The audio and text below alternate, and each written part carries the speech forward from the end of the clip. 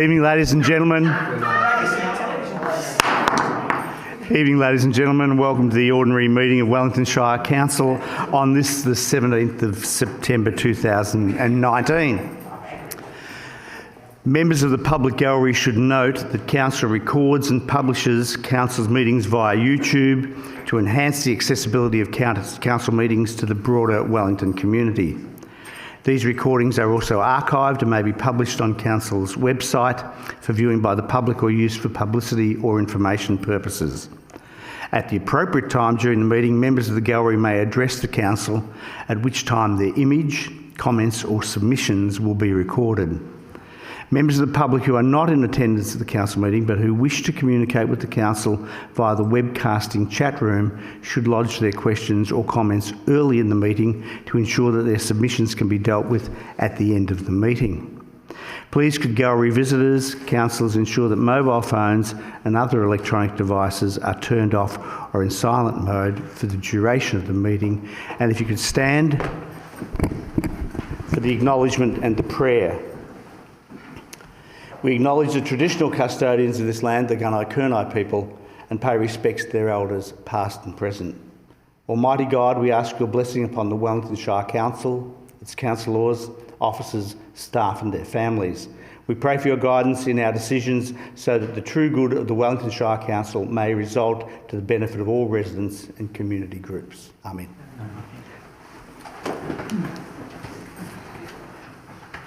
Acting CEO, we have no apologies. Just an apology from the CEO. Yeah. Thank you.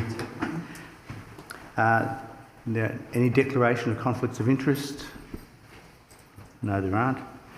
Moving on to item A4, confirmation of minutes of the previous council meeting. Councillor Bye. Thanks, Mayor. I move the council adopt the minutes and resolutions of the ordinary council meeting of the 3rd of September 2019. I have a seconder for that motion. Second, Councillor McCubbin. That motion opposed? If not, the motion is carried. There's no business arising from those previous minutes, Acting CEO? No late items? No notices of motion? No petitions or joint letters? No. We could move on to item A9, invited addresses, presentations or acknowledgements. Councillor Rossetti. Thank you, Mayor. I've been doing some research on blue, the colour blue, Mayor. Excellent. It's actually, studies have shown that weightlifters are able to lift heavier weights in blue gyms. In ancient Rome, blue was worn by the public servants, which marked the beginning of the day and today's police uniforms. It's interesting, the colour blue. It's also associated with the Air, Mail and Navy, and a survey has shown blue to be the best-selling colour in women's sweaters because women think men like it. You might wonder why I've been researching blue. I cannot understand why we have a blue flag flying on the Raglan Street roundabout. I looked up blue flags, Mayor, and I did find that a European award for beaches, based on cleanliness and safety, they use a blue flag. The roundabout doesn't have any sand there that I can see. I don't think it's a beach. And in motorsports, a blue flag is used to indicate to a driver there's another driver trying to lap them. While some people do speed around the roundabout there, I'm not quite sure that's the typical reason for the flag there. Hetty Wainthropp once said, "God give me patience." Robert Wainthropp said, "Oh, I do hope he will." So the purpose of the presentation today, Mayor, is to present Council with an Australian flag properly strung, ready to fly on that flagpole, because I cannot believe we've got a blue flagpole that's looking, a flagpole with a blue flag that is tacky as anything. That is ready to go.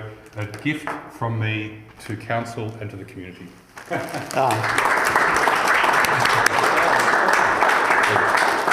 Well done, Councillor Rossetti. I feel nowhere near as blue as I did a moment ago, so thank you very much for that. I'll pass it over and I'm sure that will be dealt with in the appropriate manner. Moving on, do we have any other addresses, presentations? Councillor Crosley. Thank you, Mayor. I'd like to acknowledge the fantastic work of one of our own, Simon Gregg, the Gallery Director of the Gippsland Art Gallery, and in specific to the launch of this tome, fantastic book that he's been working on and was published with the support of the Gordon Darling Foundation for the printing of this book. and the spirit in the bush, the art of Gippsland, and it starts back from the 1800s to current. He did say that it would be a whole set of encyclopedia if he had to put all of the artists in, but certainly it's a fantastic reference, and there was a huge turnout last week, or the weekend before last. Yes, for the launch, and we had to get more chairs in. He was quite surprised at the amount of response and support. As I say, I recommend everybody get a copy, and it's a fantastic issue. But the thing is that I thought was most credited is that they're a bit like, fashion, artists come in fashion and out in fashion. And von Gerard was in fashion in the day and he disappeared, and now he's recognised for his great early works, including studies and paintings in Gippsland. But the other thing is that he's discovered or rediscovered a whole wealth of early Gippsland artists that their names and their works have disappeared in the annals. And so he's brought them forward in this amazing document. So it's a credit to him, and also a credit to the team to support him in the process. I also think there was another really poignant and purposeful acknowledgement in that in the book there are some black pages, because, as he said, there are artists that came before von Gerard and who were obliterated in the colonial wars or forgotten over time. And as he said, it's for others to write their stories. But his acknowledgement of the lost artists to Gippsland and the unacknowledged artists, I think, was a very poignant reminder. And he also was stating that really it was the early explorers that were paying the piper, basically, by naming this Gippsland, after the governor in New South Wales, because hopefully he might give them more money to do more exploration. But certainly it might have been more appropriate to call it Gunai Land, because that is actually what it was. So I think it was a very moving and thoughtful process to leave those pages blacked out for the next story. So congratulations, and a worthy acknowledgement, I think, for Simon's hard work. I think this is his fourth book. His amazing workload on various issues, mainly dealing with Gippsland. So he's got many talents, and we're very lucky to have him as our director. And he's very well regarded, and I'm sure every artist will be keen to actually have part of their artwork in our collection if we haven't already. So, my congratulations. Yeah, thank you, Councillor Crossley, and it's always good to just see simply the calibre of the fabulous people we have here in Wellington Shire, so another great effort by Simon. Thank you. Any other acknowledgements or presentations? Councillor Ripper. Thank you, Mayor. Mine's of a sporting acknowledgement. On Saturday, Stratford netball. Now, netballers are different to footballers. We're all talking about football because of the grand final at the moment. However, Stratford netball, A grade and C grade, they both played in the grand final.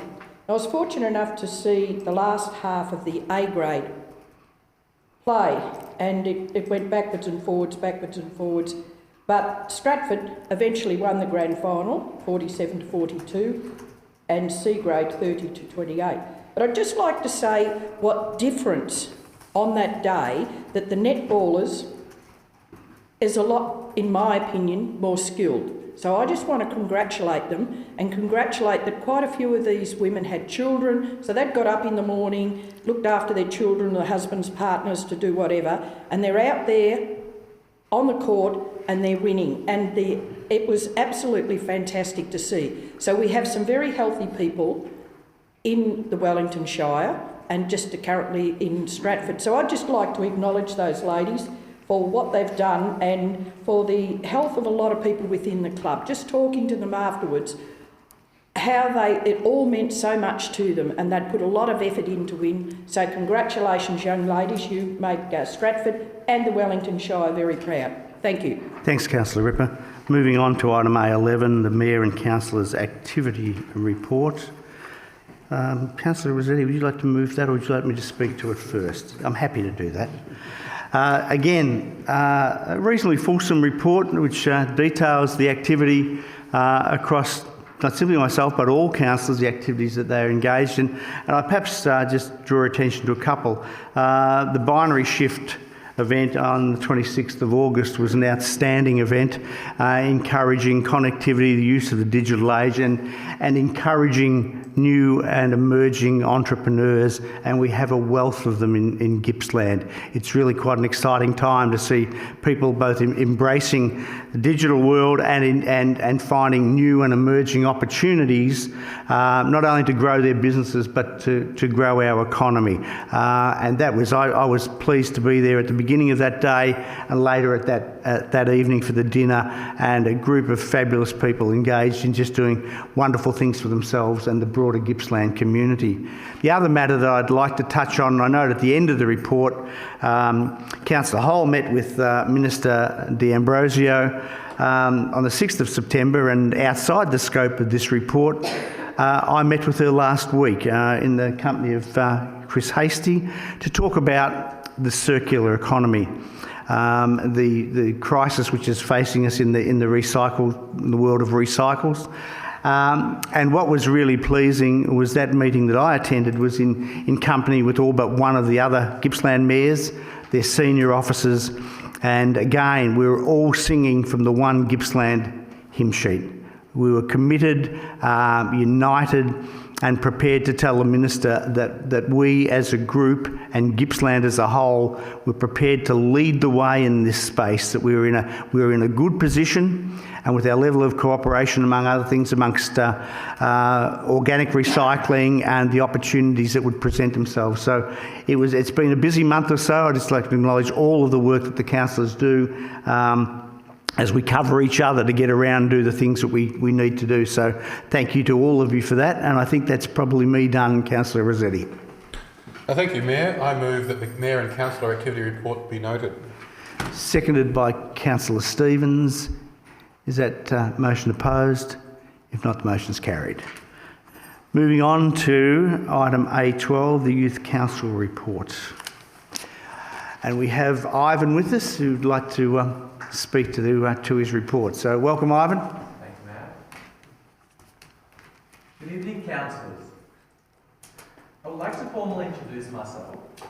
My name is Gabriel Ivan Louis Reyes, or Ivan for short, and I'm the 2019-2020 Youth Mayor. It's been all go since our induction at the Youth Award Night in June, which was a great celebration of young people across Wellington. The Youth Summit in July this year had a focus on advocacy, and with the work fellow Youth Councillor Charlie is heading up so passionately around pushing for a headspace facility in Sale. To improve access to mental health services, it was a timely skill-building event. Support for this has been sought and received from both Bairnsdale and Morwell Headspace. And we are seeking further information and advice from the Primary Health Network as we put together a presentation to deliver to the Honourable Darren Chester. We would like to ask that Council again write a letter of support for us or join us in our presentation to Darren Chester in the next couple of months. We have been working on our Youth Action Plan for the year, and it's nearly complete. A big focus is reaching out to other young people. We are inviting young people to join us on working groups to plan our major events, and we hope to make ourselves more visible and active in community. We have opened our formal meetings to the public between 5 p.m. to 6:30 p.m, and we are encouraging young people to come along. So far, we have had young people in the gallery and joining us for dinner each meeting.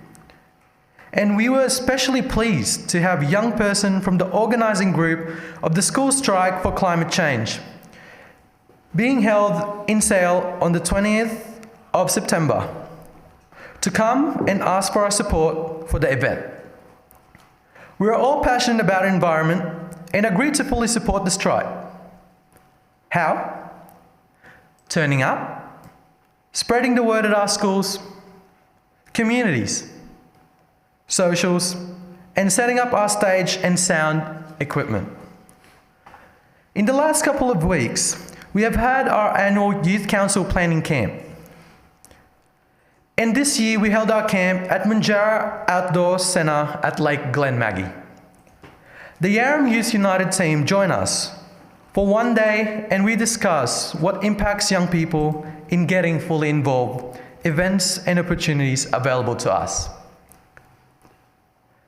I'll finish off with a thank you to councillors who have come along to our meeting so far. We have all really appreciated getting to know you a little, being able to share things we care about and getting greatest understanding of the issues that you need to take into consideration when making decisions at the council. Thank you so much. Thanks very much, Ivan. Well done, thank you. And if I could have someone to move that report, Councillor Ripper. Thank you, Mayor. I'd like to move that Council receive the Youth Mayor's quarterly report and note the advocacy work undertaken in the areas of mental health and climate change. Second for that, Councillor Bai. Is that motion opposed? If not, the motion is carried. Thank you once again, Ivan. It was a joy to be at the Youth Art Prizes on Friday night, and again, a sensational job by you and all of the members of Youth Council, so well done. Councillor Ripper, you may speak. I've already jumped in, but don't worry about me. You're right, Mayor. You've got the number one job. I'd just like to thank Mayor Ivan, and I believe this year is one of the biggest Youth Council members, and I think that is great that we're getting a lot of the youth from the Wellington Shire, and also opening up the meetings, which is great because you might get those youth that are coming in that may not have felt like applying. So they're able to come in and sit here and watch what it's all about. So that will engender with our youth, talking with those other youth and any issues that they've got over something to eat, they can have a chat and just understand what, if they might just say one or two words about what's happening in their life, that they'll be better for it, which will be better for the whole of our Wellington Shire. So thank you very much, and thank you very much to our other two youth councillors who are here tonight. Thanks, Councillor Ripper. Moving on to item B1. Yeah, I've just been reminded that if you don't want to watch grass grow or paint dry, you don't have to sit through the rest of this if you're so inclined. So you can take your leave whenever it suits you. Moving on to item B1. Report of Delegates. Yeah, thank you for that introduction, Mayor. I feel quite honoured. But I understand the spirit in which you mentioned that, and of course, if you wish to leave, that's fine. Ladies and gentlemen, I'd just like to give a delegates report to a number of environmental issues that I've been fortunate enough to represent council in over the last month, and I've been sort of joined them all together. The first of which is the Carbonet Community Consultative Committee, mainly because I was raising some issues of pertinence to some members of Golden Beach. I was invited to attend the first meeting of the Consultative Committee. You can see the guidelines of reference for that, and they asked that I become the council representative on that group. Can I absolutely stress that the issue in regard to sequestration of the Golden Beach coast is of enormous importance to our communities, and one of which I have some concerns about.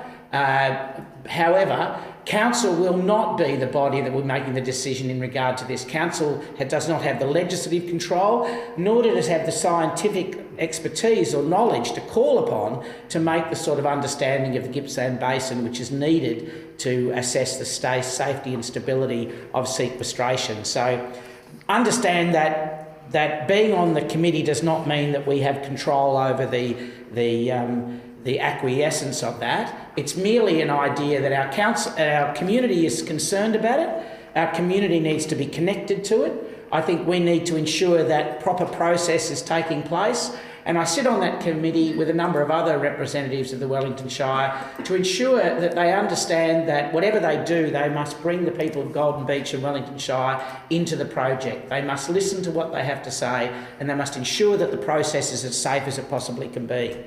Sequestration is, as I said, something of which I'm particularly nervous about. The idea of putting CO2 underground does not sit well, although one could argue that gas has come out of that and sat there for decades or eons.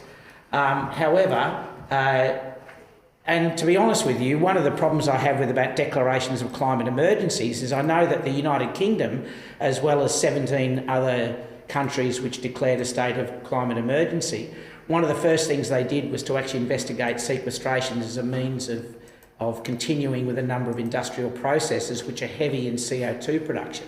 So the United Kingdom is going full steam ahead with sequestration, and the idea is in Australia to remove carbon dioxide. This might be the solution. As I continue to say, that will not be a decision that I will be making. However, I am concerned about it, and I think it's important that we sit on that committee and ensure that proper process is taking place. On the flip side, it may well be something which allows our community to develop projects such as the hydrogen project. Anyway, moving on to some issues in regard to, I was invited by Sustainability Victoria to give a talk to the all-staff meeting. They have these every 2 months, and they usually have a guest speaker come in to talk about things, and because of the work we've been doing here in Gippsland, mostly with Gippsland Climate Change Network, I was asked to give a talk to the board and to the members of Sustainability Victoria in Melbourne, which was good. I talked about the Community Power Hub project, scorecard assessment, and education in schools, amongst other things that we're doing here in Gippsland, and tried to highlight to them the importance that regional people feel about climate change and sustainability practice, and a number of particular issues to Sustainability Victoria. I am fortunate to chair the Roadmap to Renewables. The idea of this is to try to gauge the ability, it's if you like, creating a roadmap, a map if you like, for potential investors to look at renewable energy and within the Gippsland Basin. I think this is very exciting. It's actually being replicated in every other region around Victoria. There's already been one developed for Hume, and Gippsland will hopefully be as good as that one. So the idea is it'll set up points for solar farms, for possibility of wind farms, for and other issues as well. So it's really a visioning document which is going to attract investment into the area. And I note with excitement, and particularly the Gippsland Times have been really good at this too over the last couple of weeks, of indicating some very big renewable projects which are able to come to our region. And the idea of the roadmap is to, if you like, try and explain to government why having these renewable projects is important for our region. And please understand that we understand they have to go through proper process. They have to go through community consultation. They cannot impinge on people's quality of life. But at the same time, securing our energy future is something that I think it's really, really important. And understand, of course, that the idea of climate change, sustainability, renewable energy and things like this is not just some, doesn't matter what politics you are, doesn't matter what, whether you believe in climate change or not, to be honest with you. APRA, the RBA, ATSIC, ASX, climate change is an absolute risk, a financial, fiduciary risk on our infrastructure and our environment moving forward. And as responsible members of our community, we must be engaged with these climate change discussions. Whether you believe in it or not, it's very, very important that we are ensuring that risk to our community is being looked after. And being part of the roadmap, taking a leading role in that roadmap is, I think, essential for the future of the sustainability of our region. And I'm pleased to say that it's going along pretty well. It's currently being developed by the Energy Innovation Cooperative, which is a community group based out of Leongatha. But the exciting thing is with the Gippsland Energy Park, with the Mafra Solar Farm, with the Star of the South offshore wind farm, that the energy of Gippsland is there, and I'm very positive about the future. Moving on, Community Power Hub had its networking meeting in Melbourne, again at Sustainability Victoria during August. It was a pretty busy time, and it was the finality of the Community Power Hub. So the Community Power Hub is looking at community-based energy, and as you can see, we delivered 16 community energy projects across the 3 hubs, and savings, 3,000 tonnes of CO2 were saved, and a savings of about $500,000 per year. But really, it's created a leveraging of about $2.2 million in additional funding for renewable projects, and a pipeline of $14.7 million of investment, including within the Wellington Shire, investment on things such as the Coal Alliance Village, the Rummiuck Solar Farm, and the solar power on the Locksport Community House, and so on and so forth. Here within Wellington, we've also been strong on the bulk buy. The bulk buy has just been completed. That was 17 community information sessions. I think there was 5 within Wellington region. With that, we installed about 500 kilowatts of power, which is going to save our residents about $128,000 a year. $128,000 a year in savings because people have been able to progress into renewable energy through the bulk buy. The other pleasing thing about the bulk buy was that there was a donation of a 5 kilowatt solar cell, of PV if you like, for a community group, and there was 3 community groups that were up for it, and there was a vote, and I'd like to thank our comms department and everybody that voted for the Locksport Community House because they won. Yeah, so the winner was Locksport. So Locksport is now, due to the bulk buy, has got a donation of a 5 kilowatt PV system on the roof of the Locksport Community Hall, which will ensure that their electricity is looked after into the future. So we're really excited by that. You can explain that one for me, Councillor McCubbin. Well, I know it was because of your work there, if you'd like me to say that. All I can say is that the bulk buy, part of the bulk buy was that there was a donation afterwards, and the process threw up 3 things. People had to vote. They voted for Locksport. People voted for Locksport. So, mate, you're getting one for free. Locksport's getting a free solar energy thing on the roof of the hall, courtesy of the bulk buy and the Gippsland Community Power Hub. So we're very pleased with that. I should say that because of the success of the Power Hub, that we've been fortunate enough to be funded for another 12 months, and that means that we have our Officer Chris Barfoot, who can work here locally on a bunch of projects. We've still got a ways to go with Lacola and Rummiuck, so hopefully they will be able to bring them home, as well as Esther Lloyd, who's currently working on our Facebook page and our networking and ensuring our conversations about climate change and so on and so forth. It's really, really exciting project. Can I say, just in finishing with the Community Power Hub, I'm sorry this is taking a long time, we actually got nominated for a Premier's Sustainability Award. So on October the 10th in Melbourne at a glittering ceremony, we are nominated under the community's heading of the Premier's Sustainability Awards, and we're looking forward to that. So again, a recognition by the government of the work that's been done here locally because of the community power hubs, and I certainly recognise Rod Horton, who's in the audience as well, has been a big part of that as well. Moving on to the Victorian Zero Carbon Communities Transition Community of Practice at the RACV Club. I spent a day, councillors might remember the Take Two program. This was part of that. It was about looking at adaptation programs. There's some slides that were developed on the day. I know this looks a bit basic, but it was really about some of the conversations that we had about where are we heading, what are we doing, how can we move ahead with these sort of sustainability practices.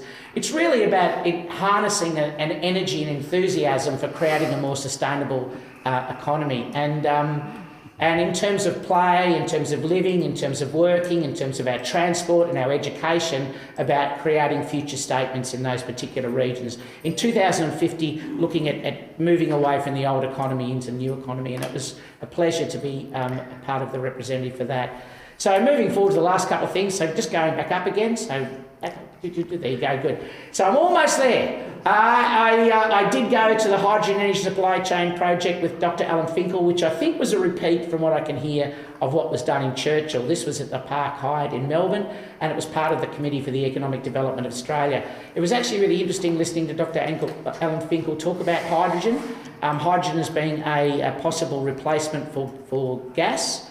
I must admit, I'm now much more of a fan of hydrogen as a renewable resource that can be utilised as transitional fuel for things like shipping, for aircraft, for large transport devices, and even to change industrial use of gas.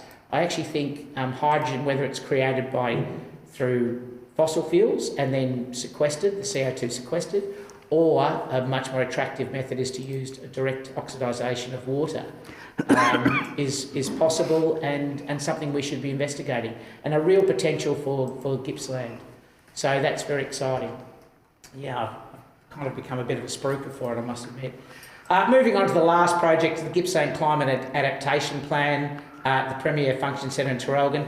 Wellington was extremely well represented at this event with 4 Wellington Shire officers there. Chris Hastie was there, as well as a number of other people, and was really talking about adaptation to Gippsland. And this works from a council perspective, asking the state government to take leadership on a regional adaptation plan, and we were there really pushing that. Again, as I say to councillors, there are so much opportunities within this sustainability space, not only in renewable energy, but even in the adaptation sphere. And I don't know whether I'm meant to mention this, but I will, Chris, just quickly. I know council's been successful in receiving one of the adaptation grants, and there was only, I think, there was about 200 applications, and of only 20 were okayed. In fact, only 2 from Gippsland, and the Wellington Shire was one of those adaptation grants. And so and that's a credit to our sustainability people, to Joe and to Tim and to Chris and to his team, because this adaptation procedure will mean that we'll investigate drought-proofing some of our sporting fields, and so we will bring that expertise to bear in ensuring that our sporting fields in a climate-constrained space, environment, are looked after, which I think is really exciting. And it wouldn't happen unless we got involved in these things. You know, the government obviously has confidence in us moving forward and is happy to give us grants to be able to develop these programs. So well done to the team to be able to secure that grant for Wellington. So I guess what I'm trying to say is that I think there's lots more to be done, but that it's an absolute privilege to be part of this kind of discussion in the broader Victorian community and here within Gippsland about climate change, the importance of it and the need for us to protect our environment into the future. So I thank the council for giving me the opportunity to do that. And might I just say in finishing, it's really exciting to see a whole bunch of young people even though I would never support them getting out of school, it's interesting that a bunch of them are coming to the Clock Tower on Friday to support climate change, and you know, good on young people for saying that. Thank you. Thanks so much, Councillor McCubbin, for that very clear, concise, and Councillor Crossley, would you like to move this motion? Thank you. I move that the delegates' very long and informative delegates' report be noted, and 2, that Councillor Darren McCubbin's nominations for the Carbon Net Community Consultative Committee be endorsed. Can I have a second for that motion? Councillor Stevens, is that motion opposed? Not, the motion is carried. Thank you. Moving on. Sorry, Councillor Crossley. I thought we'd almost got there. I actually think that it was a very informative and very important delegates report, and also congratulate Darren that he's been working as a volunteer chairman in the chairman of the Gippsland Climate Change Network for the last 7 years. So he's got a lot of experience in this area. It's also quite handy that he's got a science degree, which also is very useful. So I think his nomination on the Carbon Net Community Committee will be of great benefit to the community, to the committee, and to the council and the Wellington Shire. So congratulations. Obviously, we've been invited to speak on numerous occasions that you're held in high esteem in this particular area, and it is completely and totally important and really quite fundamental in what we do here in the Wellington Shire. And I think it's climate action we need rather than a statement of emergencies. We actually need to do things. And it was with that needing to do things that this year we appointed a new officer, a new sustainability project officer in Joanne Rule, and I think that has paid off in getting the grant, because without that expertise that we didn't have in the offices previously, we've been able to move through that area. We're undergoing a environmental audit of our facilities, and we've also, it was only a couple of meetings ago that we decided to look at 25% of our electricity usage to be carbon neutral or green energy going forward into the future. So we certainly are acting upon these very important issues. I think it's also interesting to note that in our basically our guiding document of the council plan, which ends in a couple of years, that actually this plan was very different to the previous council plan, in that the first time that the community feedback was very much on wanting us to do something in the environment and in this space. And so if I look at the our vision in the natural environment, which is number 3 in the plan, there's areas where it says demonstrate leadership in waste and water management and energy efficiency, and one of those is advocate for and provide leadership towards a low carbon economy. And that was our role, was to advocate and facilitate, and the service area was the whole of the organisation. And the same with consider climate risks impact in planning decision, ensure planning schemes are used the most up-to-date relevant data regarding climate change impacts. Again, a very strategic and important part of what we need to do as councillors and a council as a whole.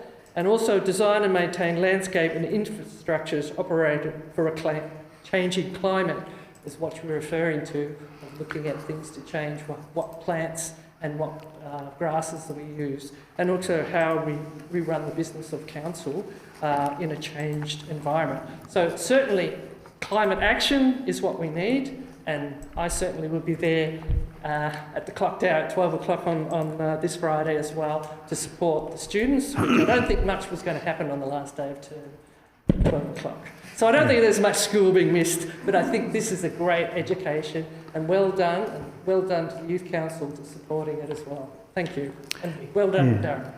Thanks, Councillor Crosley. Can I also reinforce that, Councillor McCubbin? And it was good to see that Councillor Crosley made some reference to grass growing in there, so my earlier comment was not completely wasted.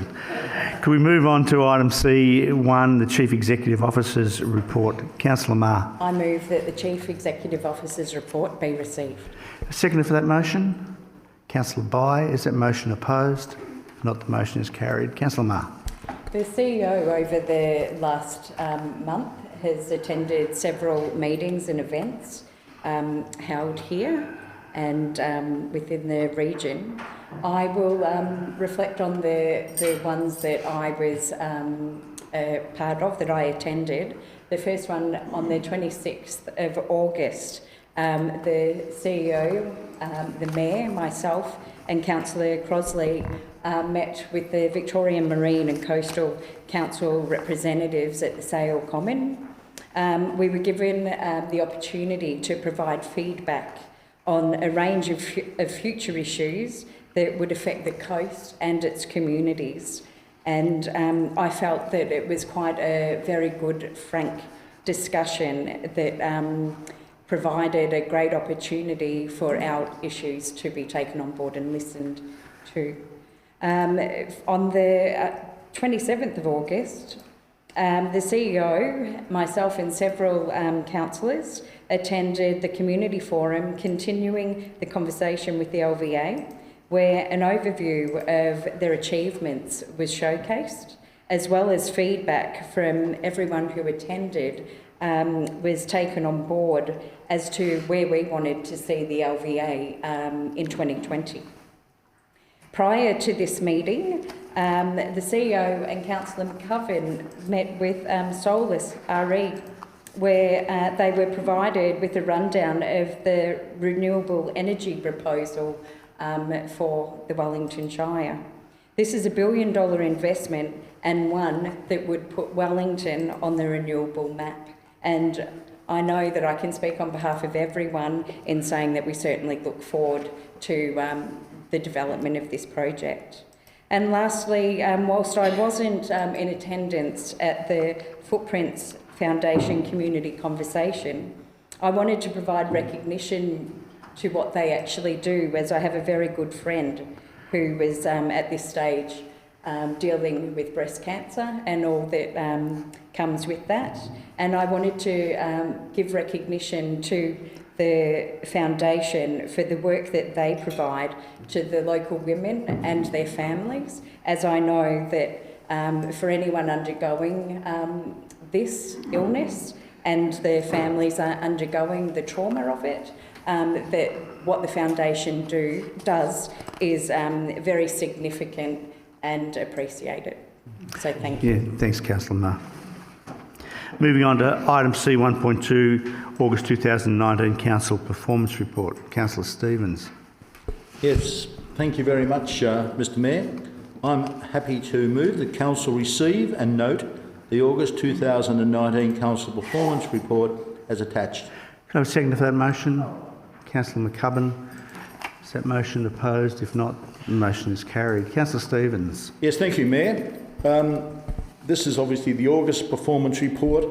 Usually when I've given a performance report, I've focused on the finances, but at this stage, of course, it's very early in the year, and you'll note from the performance report that our budget is pretty much still exactly on track as it was developed and approved. So therefore, I'll just touch on a couple of other things that I picked out of the performance report that I thought were of interest. I note that there was a forum on the 15th of August to discuss TAFE, and it's pleasing to note that the proposal to build our new TAFE facility in Sale is still on track to be completed in early 2021, is how I was informed. So that's all good news, and we look forward to seeing that progress further.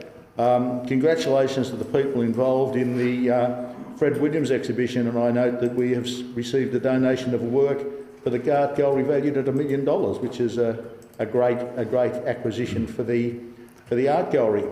This is a bit of a plug. The next thing is a bit of a plug for the Yarram Hub, Mr Mayor. So parochialism is alive and well. Tickets for the Wedge, I'd just like to remind everyone, you can now buy tickets for Wedge performances at the Yarram Hub, and that was an initiative I think was basically pushed ahead by Councillor McCubbin. So we can hope that we will start selling a few tickets for Wedge performances at the Yarram Hub in the future. We're also dealing with the community managed facility strategy, and we had a further workshop about that today. That's going to be a very important document, and will impact. I think there's 140.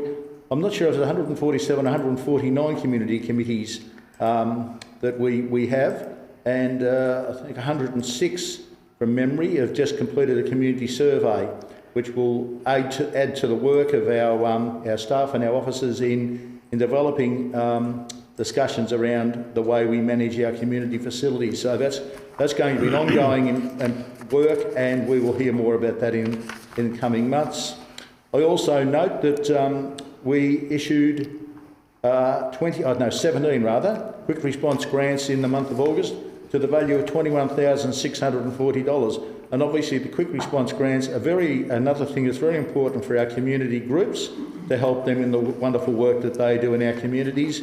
And the last thing I'll note is that I'm informed that we are just waiting at the moment for a building permit to be issued. It's imminent for us to be able to start work on the Cameron Sporting Complex, which is going to be probably one of our major projects, if not the largest project in the current financial year. So I'm sure that the community is looking forward to seeing those works carried out. So that's about basically it. Thanks very much, Councillor Stevens. Moving on to item C 2.1, Assembly of Councillors. Councillor Ripper.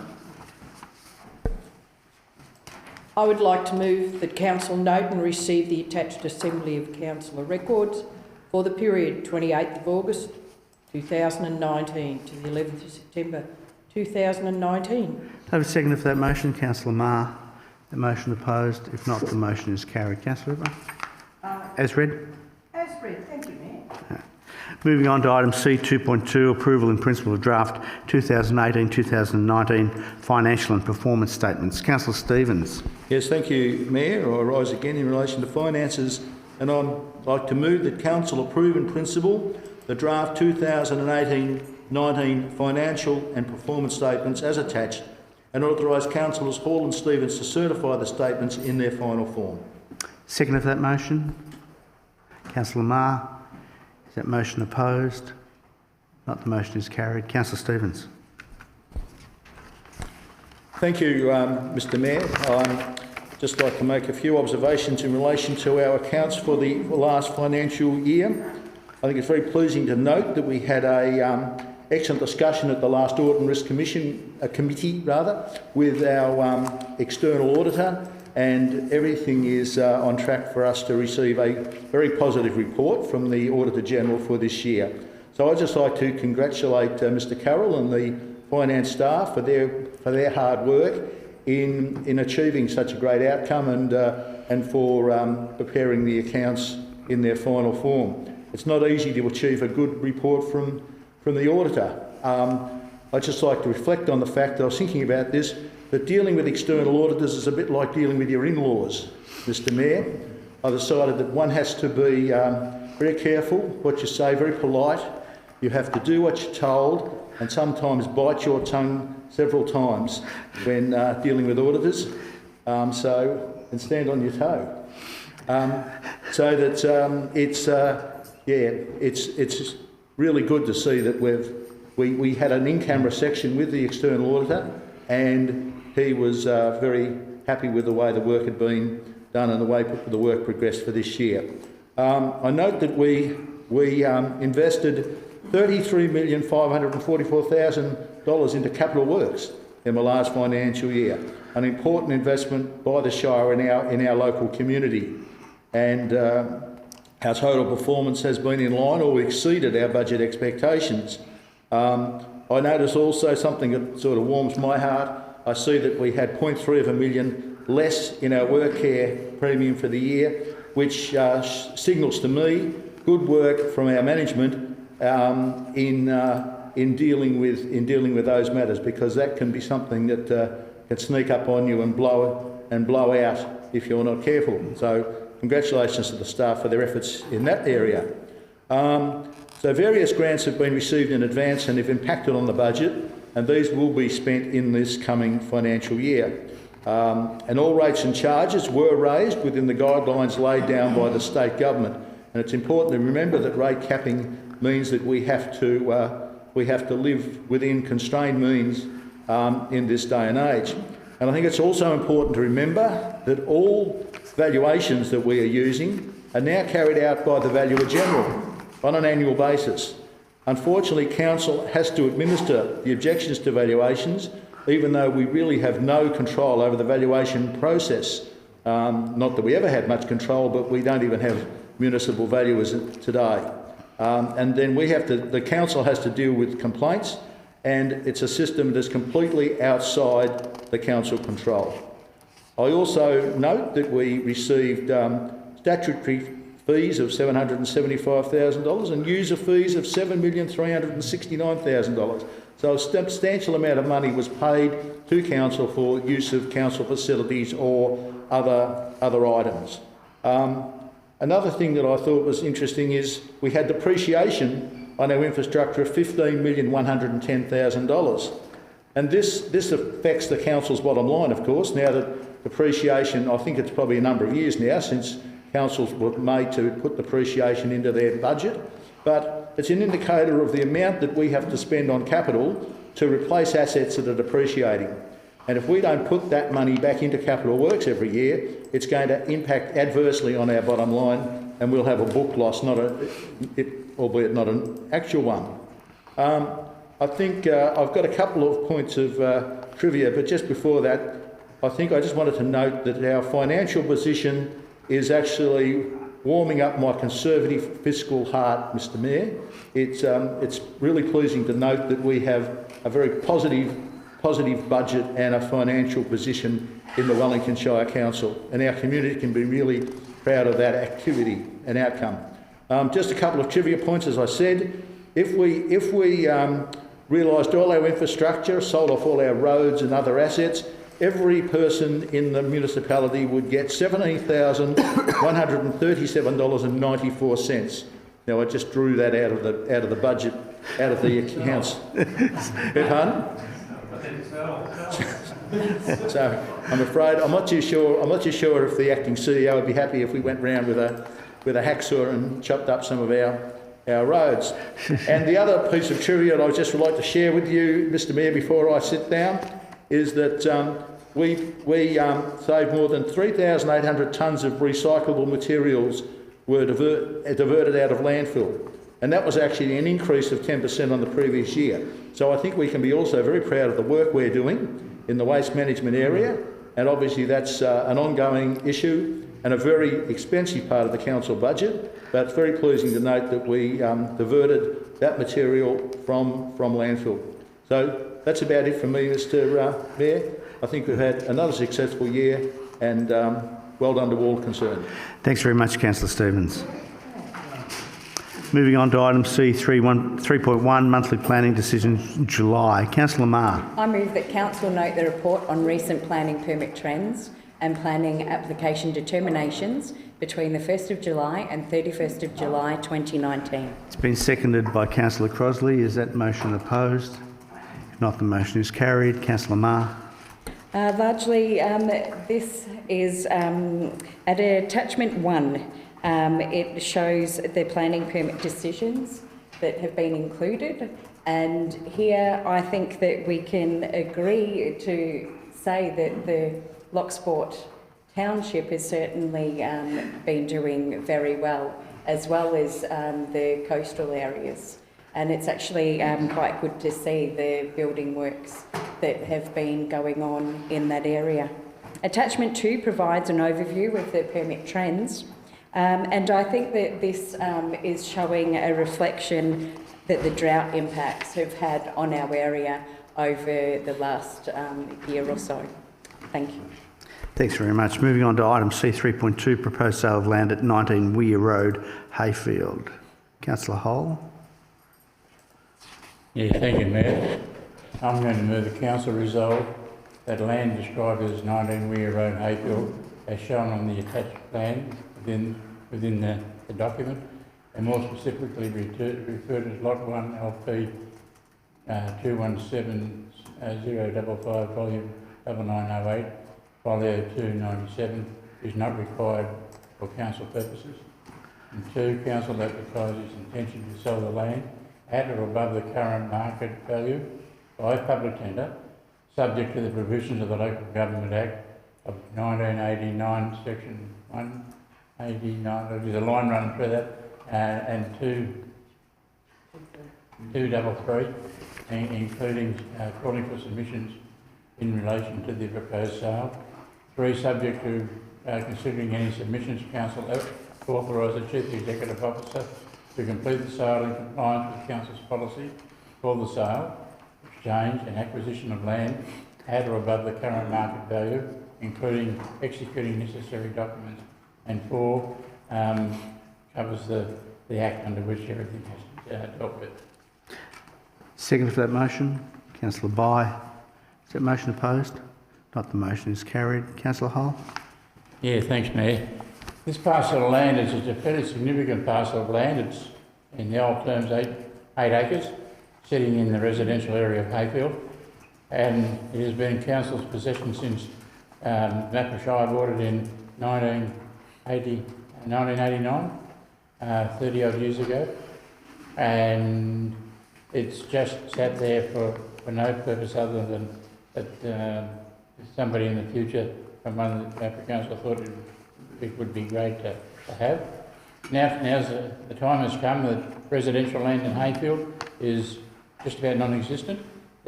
There is land zoned for residential development, but the people who are sitting on it have no intention of declaring their intentions and subdividing.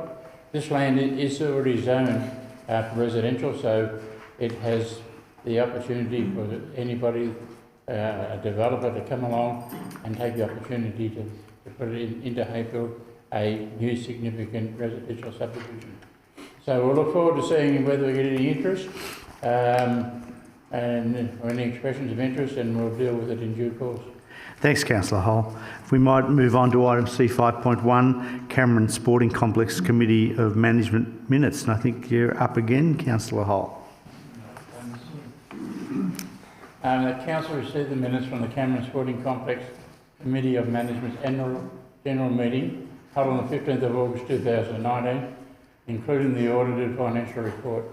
Second to that motion, Councillor Crosley. That motion opposed? If not, the motion is carried. Just to speak to that, Councillor Hull. Thank you, Mayor. The report shows that the committee, the Section 86 committee, is running a very good balance ship over there. The committee is financially viable and it has some money tucked away for a rainy day, I suppose, for want of a better word. But the overall impact, and carrying on from Councillor Stevens' report, the excitement now that the security fence is going up around the stadium, the future everybody's now looking at, waiting for work to start, and the community is looking forward to having a finished developed product, modern, and the ability to run big senior games from visiting teams out of Melbourne by the year 2021. So it's a long time to wait, and it'll be worth waiting for. Thanks, Councillor Hull. Moving on to item C5.2, don't get too comfortable. Cameron Sporting Complex Committee of Management Membership. Councillor Hull. Council, I note the resignation of the current community representative, declare the position vacant, and appoint the nominated community representative as detailed in the attached confidential report into the Cameron Sporting Complex Committee of Management for the remainder of the 3-year period, and part 2 is the legal obligations to have that achieved. Second for that motion. Councillor Bye. Is that motion opposed? If not, motion is carried. Councillor, do you wish to speak to one? No, not that one, thank you. We'll move on to item C, 5.3, Gordon Street Recreation Reserve Committee of Management Minutes. Councillor Hull. Thank you, Mayor.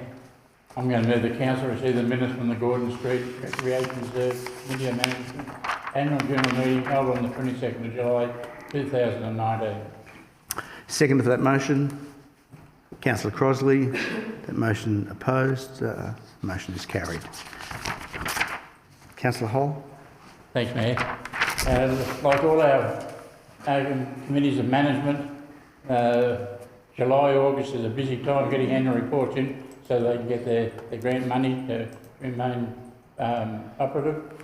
This is no exception. As we know, it's a very good, hard-working committee. One of the things that came out in the discussion was the report from the North Gippsland Football League in its football following the second semi-final. The fact that the Gordon Street Reserve is such a magnificent facility, and it's unfortunate currently it just lacks the fence that is needed to run the league grand final, and I believe there's a letter of intent coming from that body for us to consider that we'll deal with that when the time happens. Thank you. Acting CEO, any urgent business? Mayor. Moving on to further gallery and chat room comments. Do you have anything from chat room? Yes, Mayor, we have one request from the chat room. So this is from Mr Malbrough, who's requesting some parking permits in McAllister Street sale. So we'll respond to that in due course. Thanks very much. At this part of the meeting, gallery comments are an opportunity for members of the public to raise any particular matter they wish. This allows those in the gallery to speak directly to councillors, but it is not a forum designed for open discussion or debate. We will listen respectfully to what you have to say and make the commitment that I will respond to you in writing within 1 week if required, and a copy of that response will be circulated to all councillors. As I said, this is not a forum for members of the public to lodge complaints against individuals, including councillors or staff, particularly as that individual gets no public right of reply to any matter raised. We take complaints seriously, and in line with the guidance from the Victorian Ombudsman and the Local Government Inspectorate, we request that any specific complaint against an individual be put in writing. This way, your concern can be properly dealt with while ensuring fairness to all parties concerned.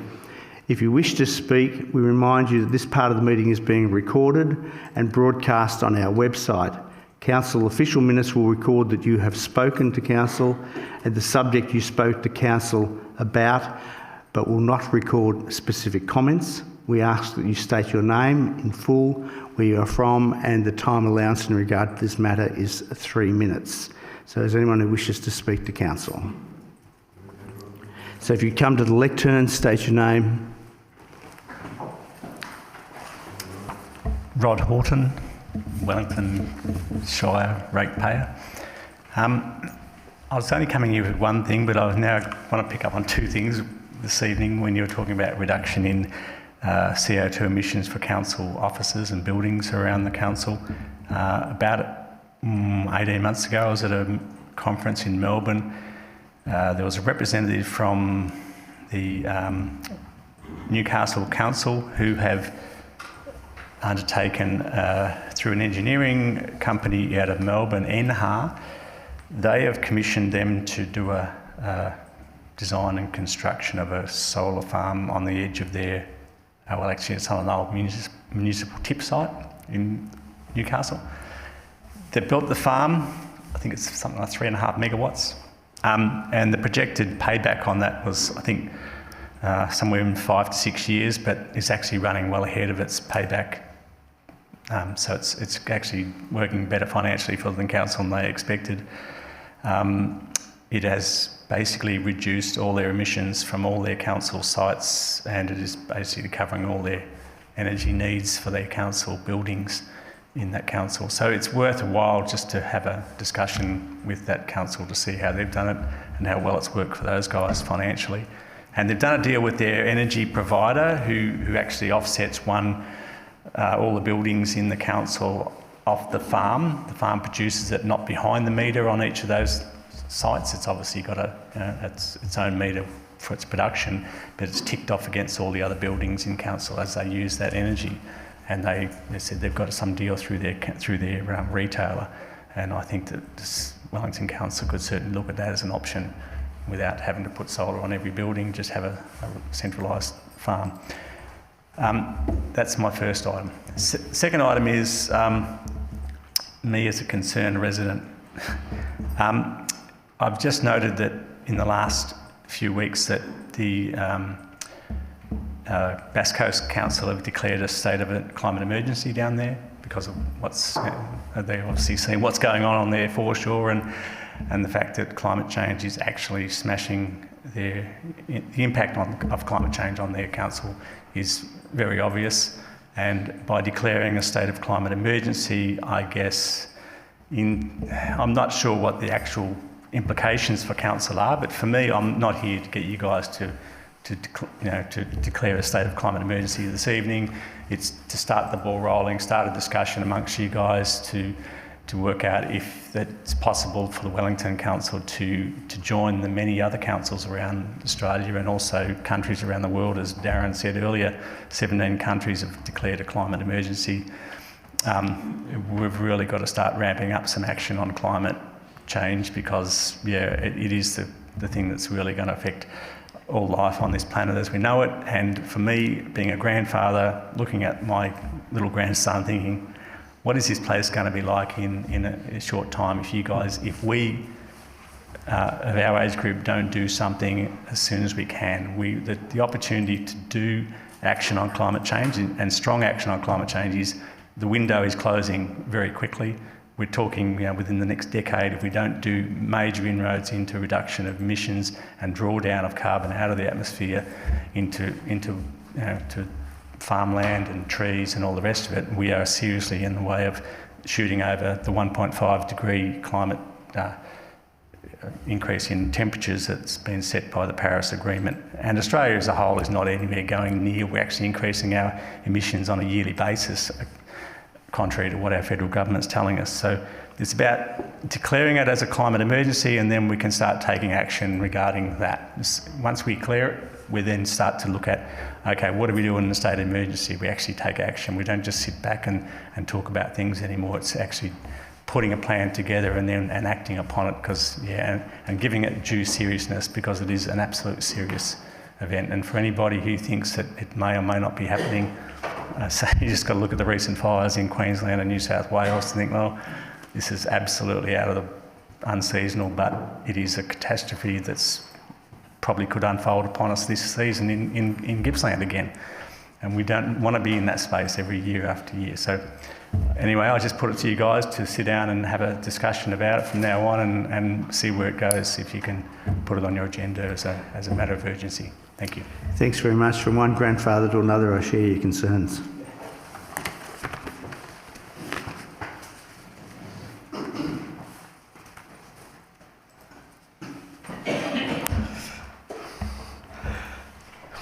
John McLindon, you all know me.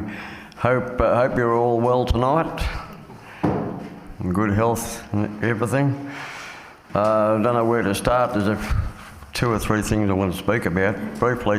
The climate change, I think, is real. I don't know what councils, I've read some of councils' climate change, and it only seemed to be referring to the sea levels and that, but whether there's more to it, I don't. It seemed I'm hoping there's more to Wellington Shire's climate change than what I've seen. But where can the council answer, they believe that there is definite climate change? And we'd like to, I don't know how the councils would vote on that matter. I mean, a lot of us believe there is climate change, but also the weather tonight was very drought. So I acknowledge we've also got a drought, right in the middle of a big drought. Now, talking about it, I must go back in time a bit, because I'm having trouble with being straight. Well, I think I'm straight, but I want to go back years ago, probably back in the late 80s. I met a fella who was the secretary of the Shire, Councillor Stevens, and we must have had words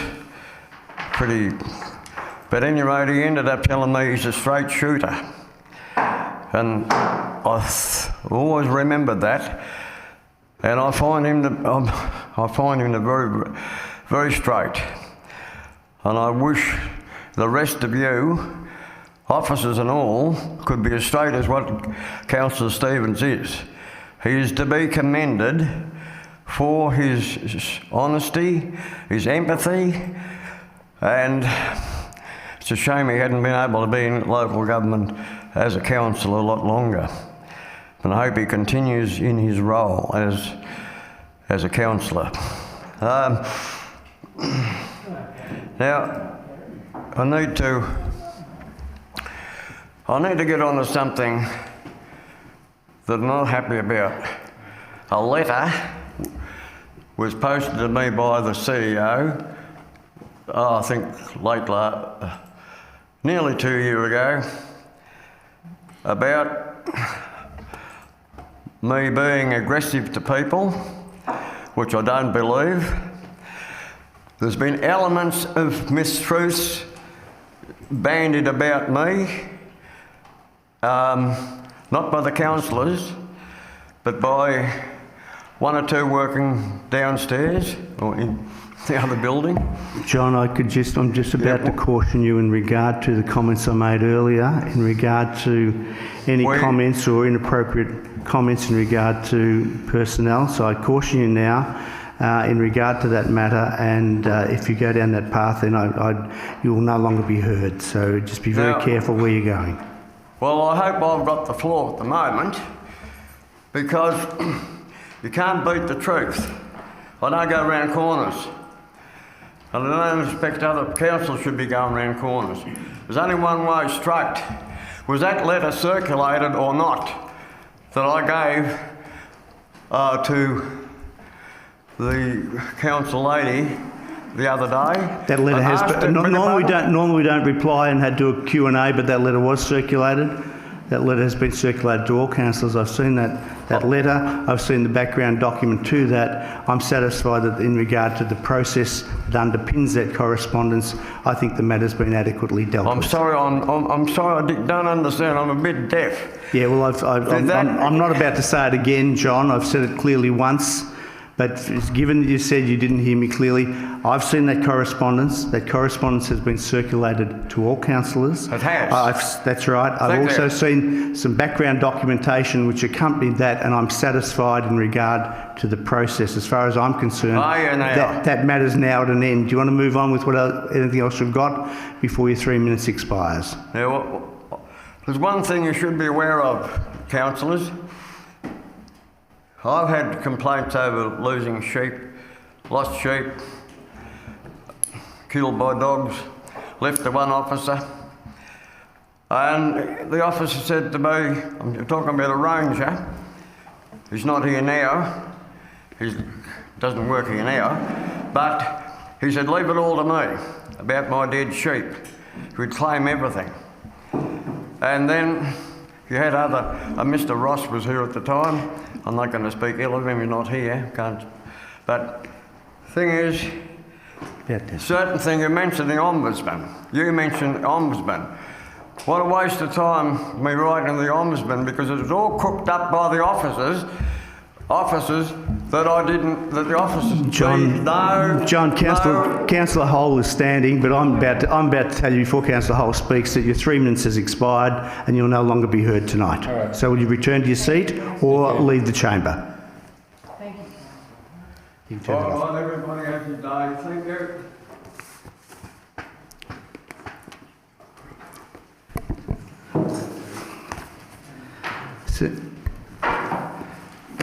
I'm Keith Mills from Crooked River. Despite living at Crooked River, I did a long spell down at Yarram, and I'd like to note with sadness the loss of the Yarram AB Herd Test Centre.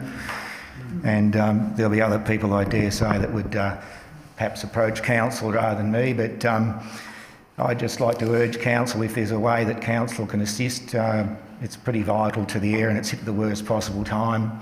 I see Councillor Stevens nodding, and I feel confident that the council will do what can be done, whatever role there is. We'll know in the fullness of time, but I think I'll take comfort in Councillor Stevens' nodding there.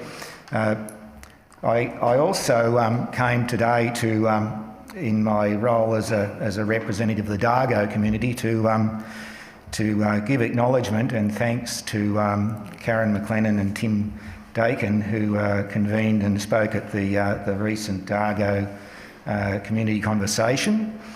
There was a great attendance from Dargo. We're all very appreciative, and also like to acknowledge the attendance and the contribution of Councillors Hole and Ripper. The community there is pretty chuffed at that attendance, and we feel that the conversation went very well. We're awaiting the workup of the process that happened there to see what can develop in the future for the benefit of projects and events that might be held with the help of the council to strengthen the Dargo community. So I realise at the end of the meeting there was a lot going on, and it was remiss of the group there. We didn't have a nominated spokesperson to offer the thanks to those who attended and presented, so I'd like to make up for that now, and if somebody here could pass on our thanks to Karen and Tim, that would be great. I did have one other matter to raise, which I won't go to at length at the moment. It relates to respect, and I have a lot of people talk to me, and I think I probably should try to address this behind closed doors, but I'd like to sort of signal that there are people out in the community that do feel they're not getting respect, probably from staff within council. I think it's probably fairly limited, but the impact's noticeable. And, you know, it's the old thing that people that are getting treated well don't say a lot. People that are getting, or feel that they're getting mistreated, do have a lot to say. And I think it's something that should, perhaps a policy needs to be developed or strengthened or something to see that, and I'm short on detail and deliberately so, because I don't think it's appropriate to delve into that too much here, but I would welcome a private hearing with anyone who's interested in discussing it further with me at another time. Thanks, Mr Mills. No one else wishes to address council at 7:15. I declare the meeting closed.